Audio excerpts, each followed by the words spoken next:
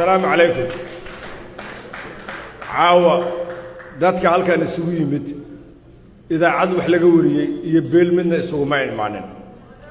Soomay Baarlamaan waa isku dareen waxay ku wada socdaan hal wado waxa dhibtu naga soo gaartay baarlamaanka xergeelka noqday ee la isku dhaxayayo ee dadkii la kor deganaa martida loo ahaa la caayayo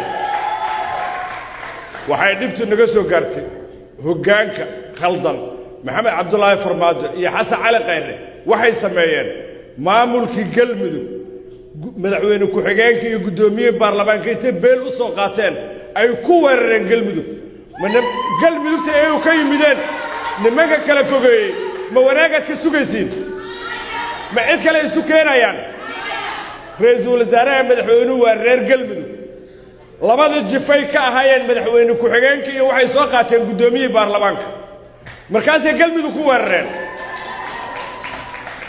dhaqaalaha galmudug iyo Hirshabeelle iyo gobolka Banaadir lagu baabi'iyo oo lagu qarxiyo oo lagu dhibaateeyo saddexda gobol laga qaadaa meel kale kama yimaado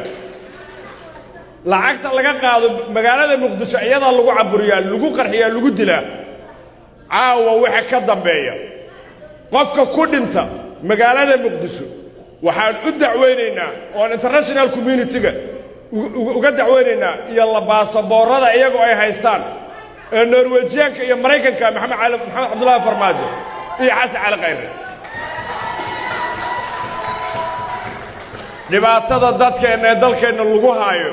iyaga mas'uulka ah iyo baarlamaanka xergeelka ee aan isagu sharciga soo gafay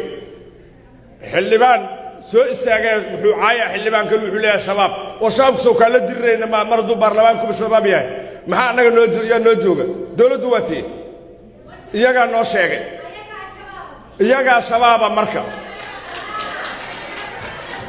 cillad cilaaqtamaysa nimankan oo la caytamaysa oo la dhaaranaysa lama arko iyaga shacabka u dhaaranaya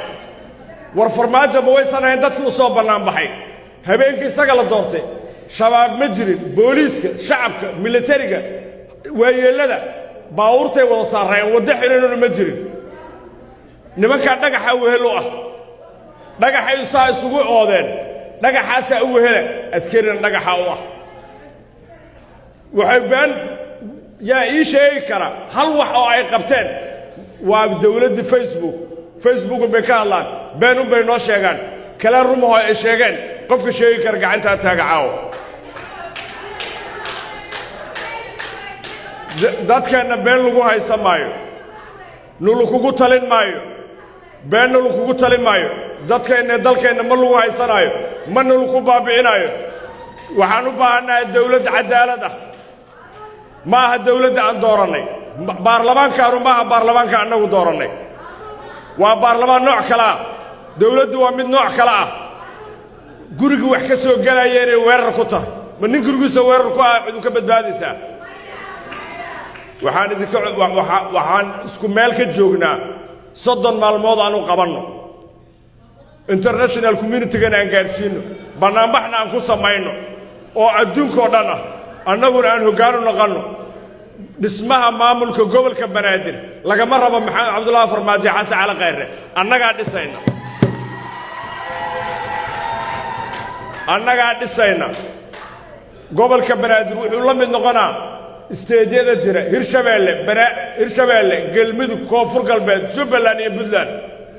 waxay federaalka taraanu tari doonaa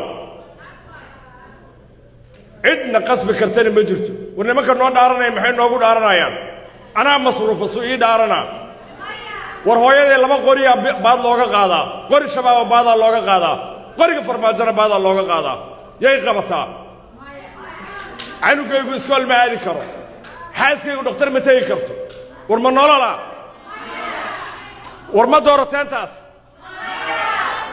haddayna dooran ka dhidhiya ka istaaga caawa ma naan ballamin mid aan guriga ka soo kicinaa jirto isku danana soo wada kicisay isku danna waa isugu nimid please aan cod dheer iyo cod gaaban ha qaataan fariintaan u dirayno cidna